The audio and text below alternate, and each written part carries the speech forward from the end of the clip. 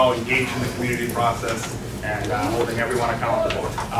As your senator, I think it's important that I come before you at least once a year as we start the legislative cycle on Beacon Hill and let you know what we're talking about up there and talk about some of my priorities and of course hear from you, hear what you think about these issues that we're going to be dealing with in the next legislative cycle, which is the 2-year cycle.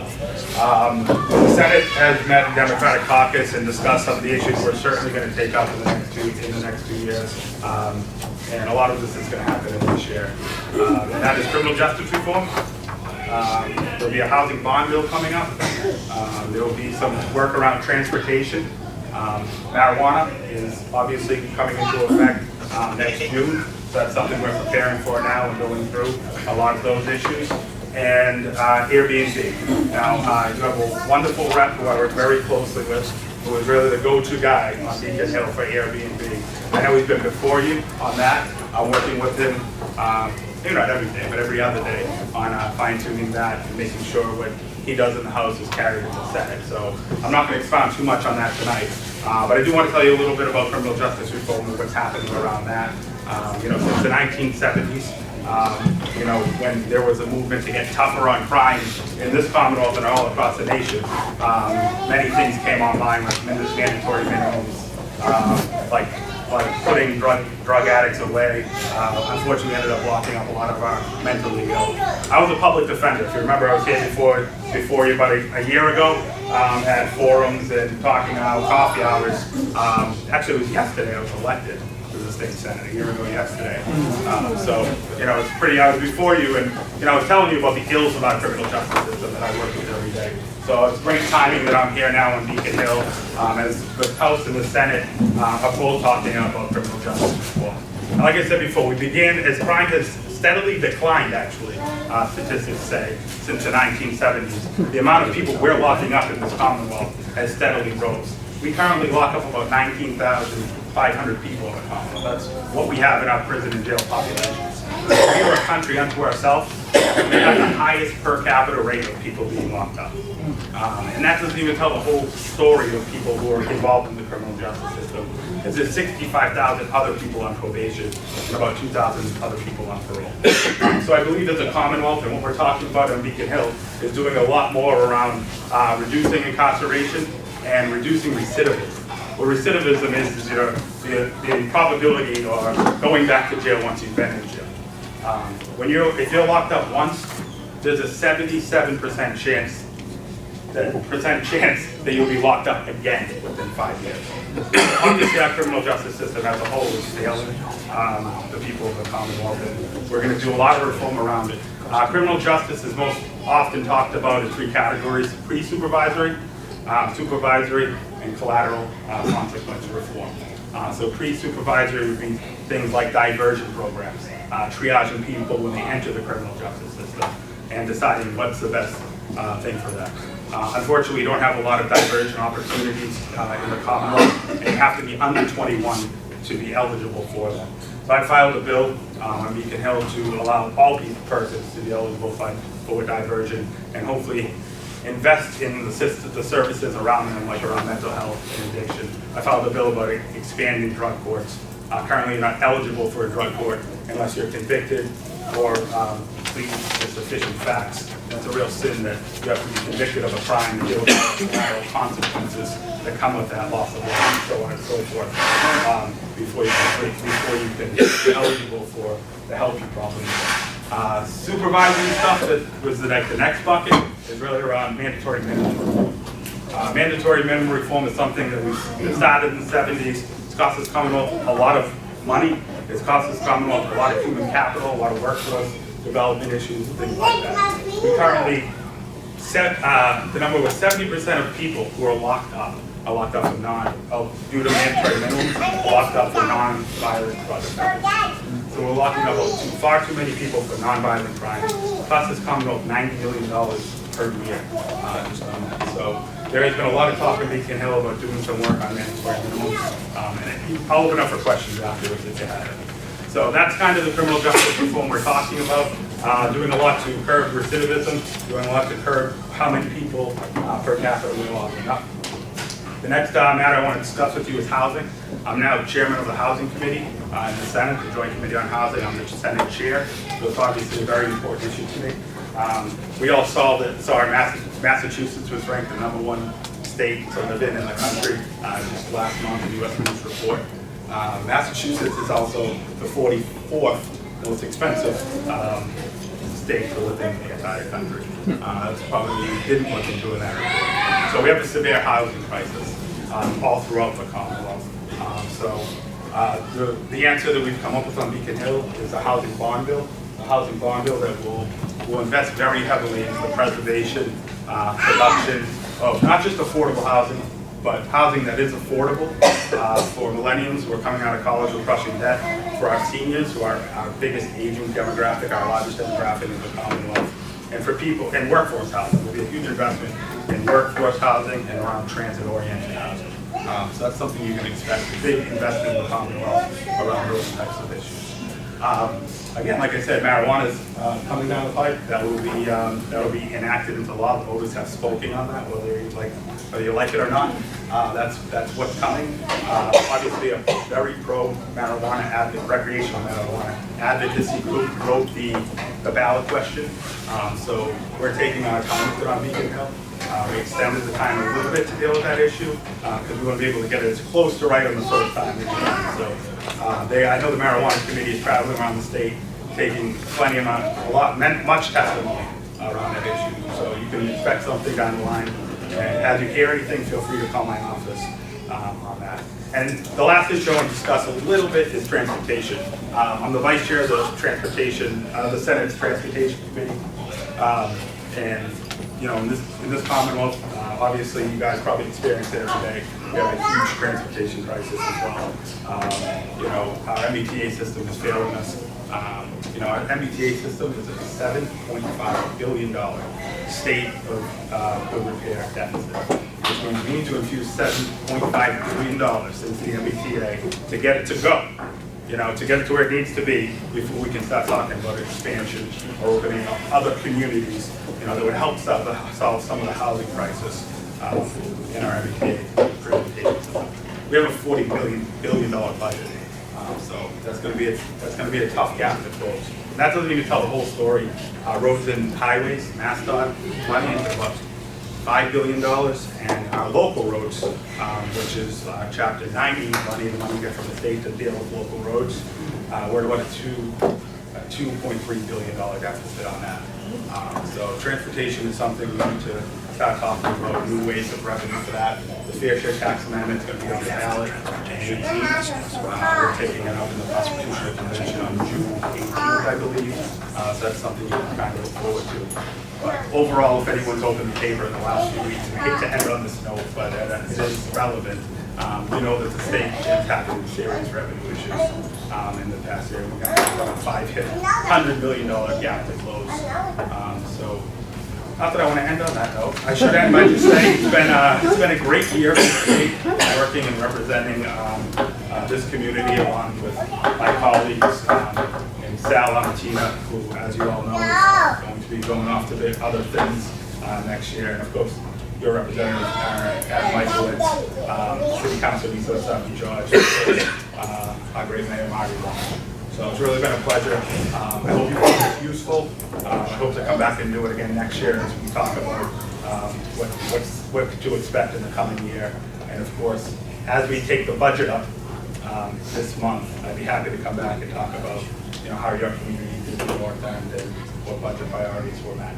So I'll open up for questions if you have any on any of the topics I discussed or anything really statewide. How does Massachusetts fit in the number of people in prison percentage of the population? I mean, is it lower than other states or higher than other states? I mean, for the type of, I mean, I don't want to judge other states, but we're doing a lot probably better than like in Alabama, but not as good as, say, Connecticut or New York. We're a lot more people per capita. They have a greater number of people there, but not Connecticut, but in New York, they're larger, but per capita we're higher.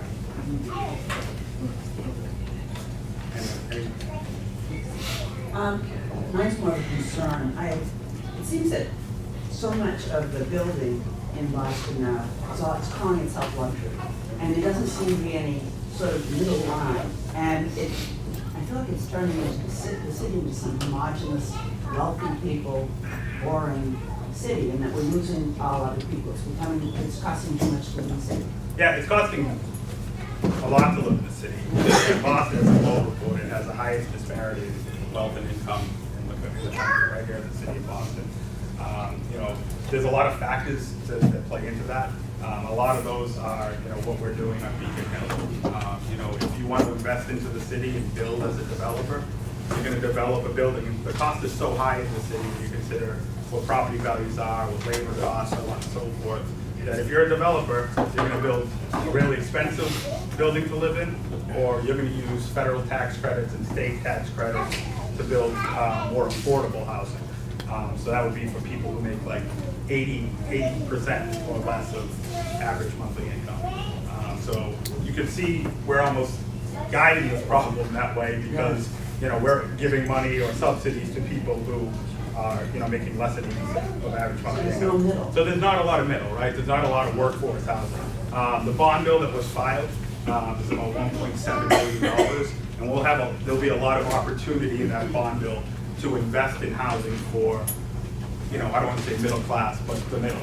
And the middle people are your nurses, your firefighters, police officers, so on and so forth. I think it's important to do that.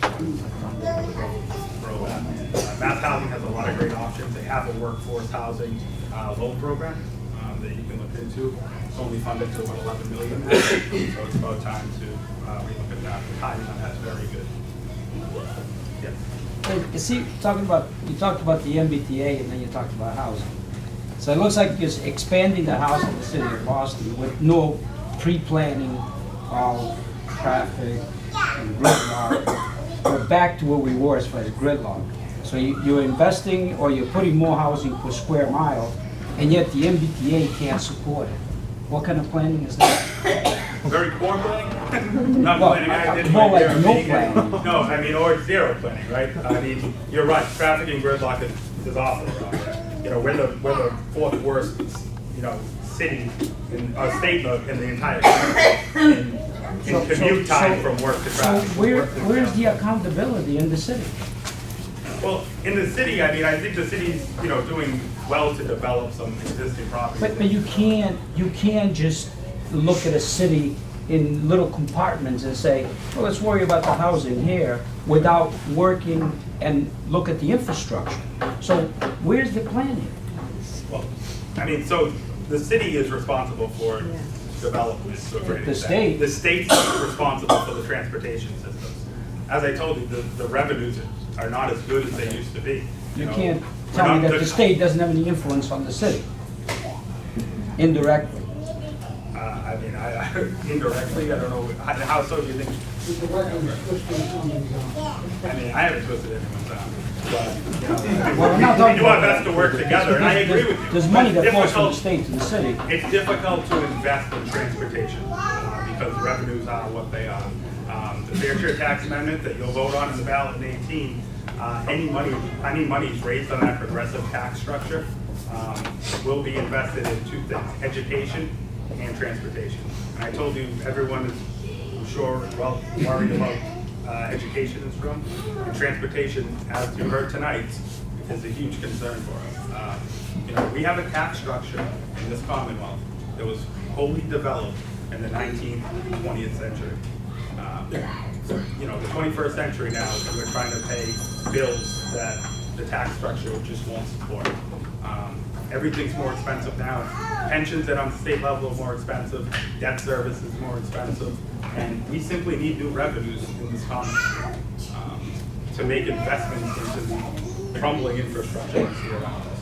You know, we have so much just non-discretionary funding that we have to spend money on, that we have to fight and find new ways to fund exactly what you're talking about. I mean, I agree with you, but we're gonna pay for it. Yeah, but you're talking about revenue. Revenue is a percentage basis. So if the wealth of the Commonwealth of Massachusetts is growing, then the income is also growing. So and of course, there's expenses that it's also growing with it. But since it's a percentage basis, where's the extra money going? Well, I mean, so it's going to a growing, like our debt's also growing. Our debt service is growing in the Commonwealth. People are aging, pensions, state pensions, city pensions, they all become more expensive. And the people who are in the 1%, who are growing and making most of the wealth, their money's not in, we're not deriving their money from sales tax. We're deriving their money from capital gains tax, stuff like that. Capital gains taxes have not gone up in the past couple of years. Sales tax has gone up, but not capital gains taxes. It's not keeping up with one another. Can we have? I'm sorry, am I going too long? I'm sorry. No, it's Just not. one more question. I just worried about our time frame. Yeah, sure. Come back And again. listen, I don't, the conversation for tonight may be over, but I feel free to reach out to my office. I'm happy to come out, have a coffee, or talk about these issues. I agree with you. Mr. Cavalier. Hi. I just wanted to follow up on the planning issue because I just want to point out, I mean, the Commonwealth and the city, you know, never worked together, haven't in the past 10 years. I won't say never because 20 years ago, the transportation planning seemed to be a lot better than it is right now. But right now, we have organizations in the city that aren't really accountable to anyone, like the BPTA or the BRA as it used to be known. They recently have pushed the Winthrop Square building, and that's been approved. I think a lot of people are saddened that that building is approved, but we learned a lot about process through that. And one of the things we learned was that if you have $150 million of value in that parcel, and questions when people were saying, can't you bring it down to 40 stories? Based on some of the conversations we were having, it appeared that the bid would have to come down to the $100 million level or less if it were forced down to 40 million.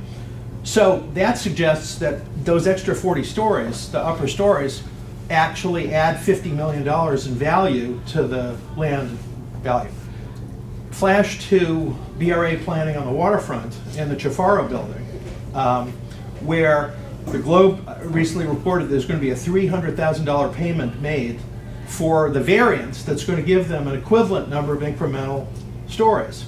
So if that's actually worth closer to $50 million, where is the overseer who's basically making sure that the city or authorities around the Commonwealth aren't flipping value that should be priced at $50 million and taking the value and putting it into the police and all the places it needs to go?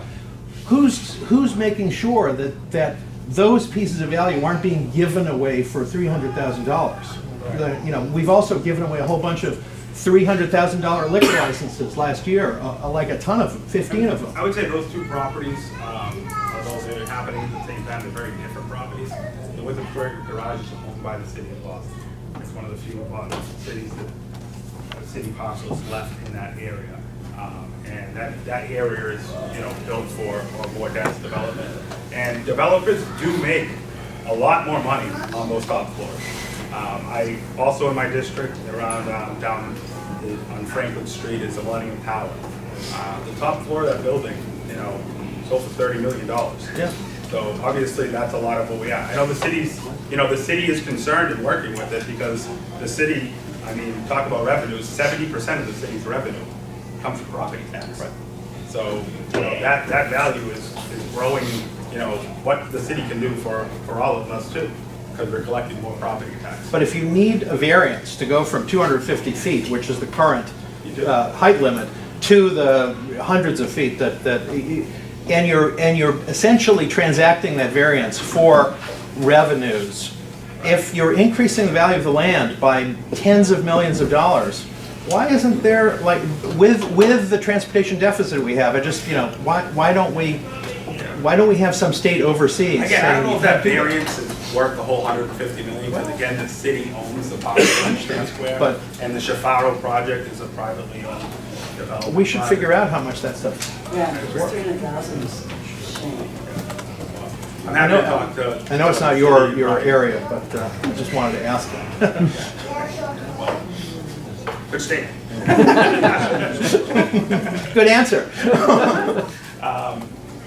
Thank you all very much. I appreciate it.